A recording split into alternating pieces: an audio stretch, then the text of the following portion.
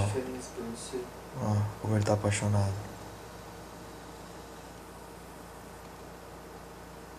Olha a hora que ele vem em casa.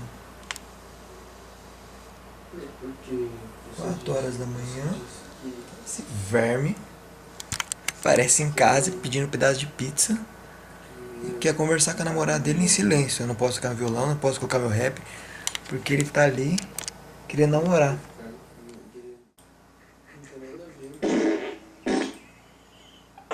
Não tem nada a ver. Não tem nada a ver.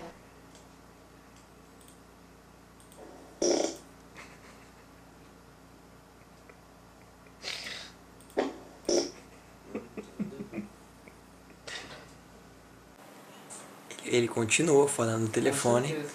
então eu vou fazer a parte 2. Com certeza.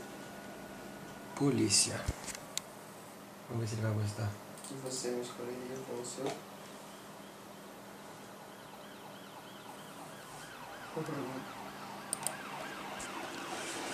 Então fechou o meu.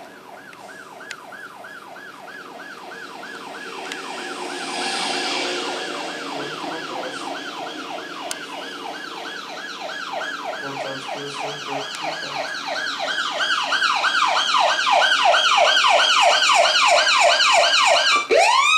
Para, mano. Baixa essa porra aí, velho. Desgraçado. Ô, mano, falando sério, mano. O quê? Oi?